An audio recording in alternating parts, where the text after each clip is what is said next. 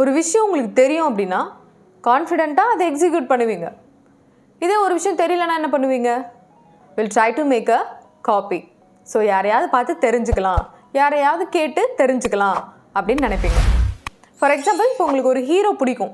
So அவங்கள மாதிரி நீங்கள் இமிடேட் பண்ணிப்பீங்க.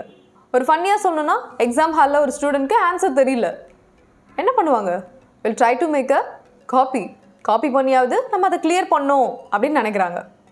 அதே மாதிரி ஒரு பிஸ்னஸ் இருக்குன்னா, இந்த பிஸ்னஸ் பண்ணால் நம்மளால் ப்ராஃபிட் எடுக்க முடியும், இந்த பிஸ்னஸ் பண்ணால் நம்ம முன்னேறிடலாம் அப்படின்னு நினைக்கிறப்ப நம்ம என்ன பண்ணுவோம்?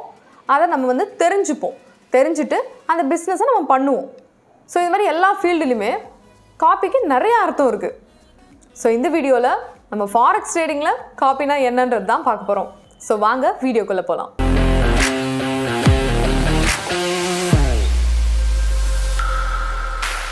Copy trading.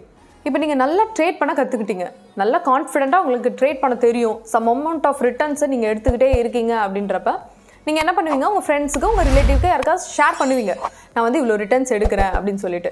ஸோ உங்கள் ஃப்ரெண்ட் என்ன பண்ணுவாங்க?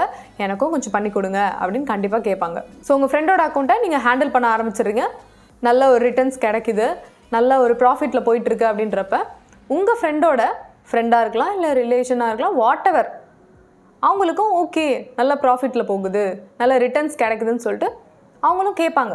So number of account add ஆகிட்டே வந்துட்டு இருந்தால் அவங்களால ஹேண்டில் பண்ண முடியாது. அதுக்காக தான் காப்பி ட்ரேடிங்ன்ற ஒரு விஷயத்தை நம்ம கொண்டு வரோம். ஸோ காப்பி ட்ரேடிங்ன்றது, இப்போ யார் ட்ரேட் பண்ணுறாங்களோ அவங்கள தான் நம்ம மாஸ்டர் அக்கௌண்ட் அப்படின்னு நம்ம சொல்லுவோம்.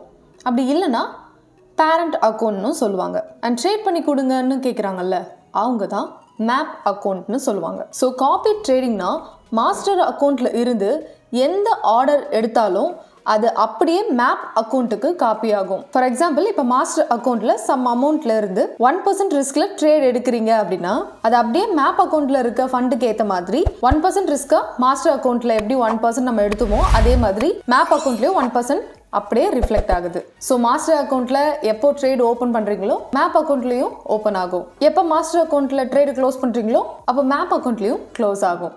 ஸோ இதுதான் காப்பி ட்ரேடிங். ஸோ இந்த வீடியோட கான்செப்ட் உங்களுக்கு தெளிவாக புரிஞ்சிருக்கும்னு நினைக்கிறேன். தேங்க்யூ.